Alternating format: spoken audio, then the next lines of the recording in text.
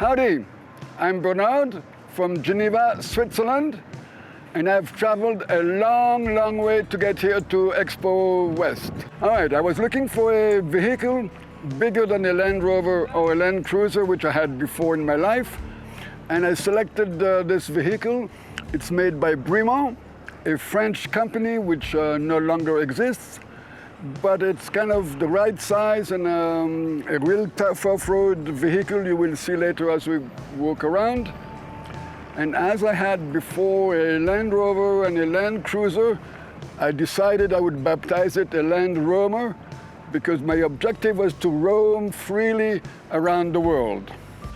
Basically, my adventurous life started as a baby in Madagascar, where I was born in 1952.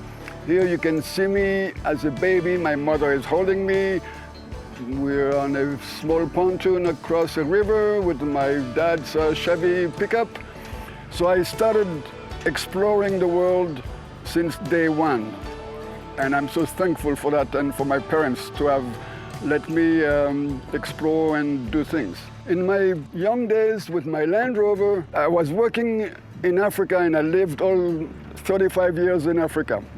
So from Africa, I did a number of trips, and I traveled from North Cap to Cape Town and returned the whole circle as a warm-up to go later around the world. In Africa, I've done a lot of rough roads, and sometimes the main road, the main national road, is very rough. In Congo, Zaire, you have big, huge, monstrous mud holes, and you have to winch yourself out of it. And so I really wanted a pure off-road vehicle, and this one has nice entry angle, short, good clearance, nice departure angle. So I really like the specifications of this vehicle, which enables it to go to most places. Okay, normally as an overlander, the general counsel is never to drive at night. However, I have no air conditioning here in my truck, and sometimes it's blasted hot during the day, so you're quite happy, if it is safe, to drive at night. And in some places of Australia, even in Iran, other parts of Colombia, I drove at night, and having this light bar makes a world of difference. You have a fantastic view ahead of you, and you feel very comfortable, and you can drive safely. In 2018, I decided it was time to go east, and from Geneva, my home, I drove to Turkey, to Iran, to the United Arab Emirates, to Oman, fantastic places, and all the Stan countries, Azerbaijan, Turkmenistan, etc. The Pamir Highway, very fantastic in the highlands, the mountains, fantastic people. A little bit of Federation of Russia to get into Mongolia, then crossed China. To cross China, you need to be with a guide, it's very complicated, but it's nice, and it was interesting to discover China. Before starting the trip in Switzerland, I created this little box which has a top that can open up and have extra things that I don't use very often. And surprisingly, I've crossed lots and lots of borders, and I've had customs officers checking under the car, looking everywhere. But not one time did a customs officer try to ask me what was up there. So it's a good hiding place. I built an extra storage space here in that box, which I can reach only from inside the vehicle. So there's no doors for dust to get in or for a thief to try to get in. I have a hand winch to pull up my spare tire up and down because it's heavy. I have an extra fuel tank, sand ladders, which I had to use a couple of times on the soft sand of a beach in Iran, mud in Turkmenistan. If you look here inside, it used to be a French army vehicle, very basic. Green colored, I painted it over. I, however, changed and put some good seats, Recaro seats, which are very comfortable so that you can be sitting all day and drive nicely. And if you look here, the suspension has been improved with very good shocks, so it's very comfortable. It's a truck, but it rides like a car. Then I traveled a lot through all of Southeast Asia. Vietnam, you cannot import temporarily a vehicle. So I rented a motorcycle in Hanoi, did 4,000 kilometers, and I gave it back in Saigon. Then I went to Malaysia, to Borneo, took ferries to many islands of Indonesia. Then from Jakarta, I shipped my truck to Melbourne, and while the truck was being shipped, I flew from Jakarta to New Zealand, rented a van, and visited parts of New Zealand. As I was looking up, following the news, COVID, we should soon lock down, close borders. So I dashed back to Auckland, left my truck, my rented car 2-3 days ahead of time, flew to Melbourne, and the day after, Australia closed their borders. But luckily I was there, and when my truck arrived in the shipping, I could get it out of the harbor, put it into a safe storage place, and fly for 2 years to Switzerland. My main original tank is 90 liters, and I could fit another, to modify it, so I have another tank of 80 liters. And I decided the safest way is to have an electric pump to transfer the fuel from one tank to the other. So everything is standard up in the front, and when I need to fill up, I just transfer the fuel from one tank to the other. Here I have a folding table, which is very quickly set down, and I can do my cooking here, my coffee, my eggs. Here I have a pull-out sink, and I can put a shower, which can be removed, of course, and I have hot and cold water, the hot water coming from the engine through a heat exchanger. At times I know I was going to be in the sunshine, so I really wanted a awning to be fitted to the car. And being a bit lazy, I absolutely wanted an awning without legs. So the only one available was an electric one, which can go up and down. When Australia opened its borders again, I did 9 months, a fantastic tour of Australia.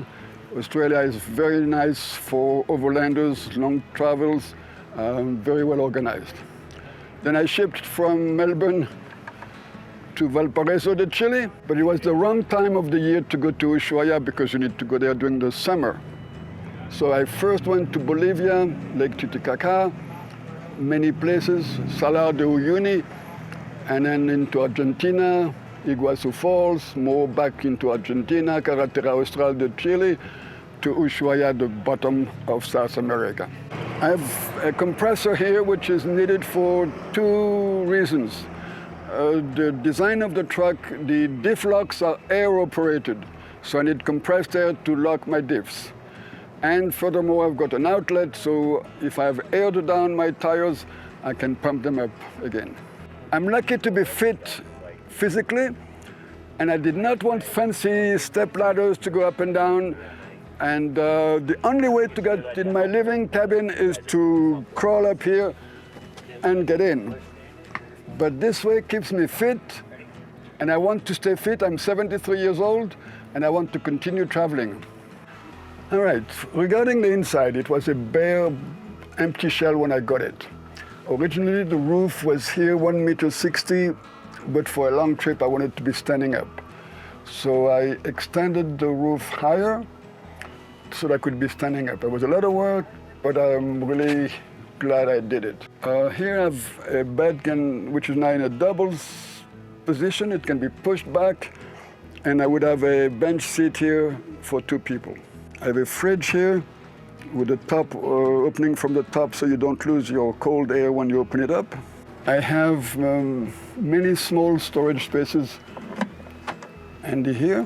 My clothes are here, and I have top storage, second bottom storage. And then on my way back up, Uruguay, Brazil. At one point I did something that not so many people like to do. I left my vehicle in a safe place, took a boat down the river to Manaus, and then took a flight to Belém, then rented a car, flew, rented a car, flew, rented a car, and then flew back to continue my trip.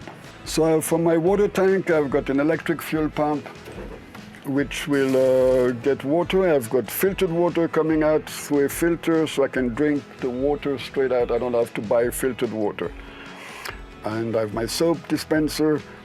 Chemical toilet is nice to be self-sufficient. On this side where I made it longer, I wanted to have a door to get into the driver's cab if I would need. I only used it once when I was in Malaysia and drunken people were starting to be stupid and beating around the truck.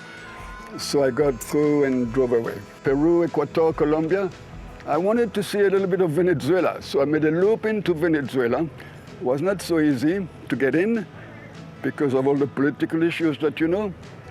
And in this storage space here, I could make drawers for my food supplies.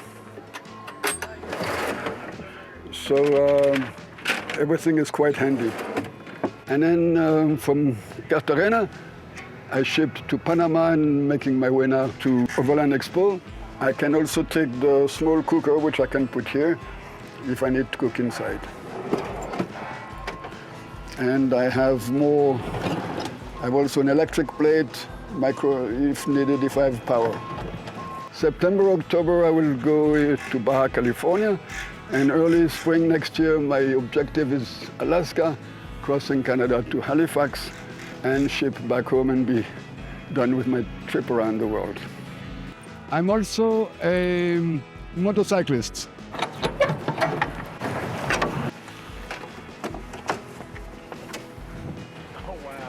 And here is my mini motorcycle. It's a Chinese copy of the Honda Dax. I designed a winching system so it can slide out. An electric winch will take it down, so it's very easy to put up and down. As I was looking and organizing the graphics of my vehicle, at a big show in Bad Kissingen in Germany, on a beat-up truck, I saw this graphics, which I love because you have the whole world in one circle. And it's a bit of a make dream type of drawing, but it was in very bad shape. So I spent hours and hours on Photoshop to bring it back to life. Personally, I feel I have one life, I know for sure. So my motto is explore, see the world. And in the whole world that I've seen and traveled, I've met so many good people, helpful people all over the place. I want to underline this. All right, well, thank you for watching the description of my vehicle. The Land Roamer is my home. And planet Earth is my backyard because I can go anywhere and I like to go everywhere.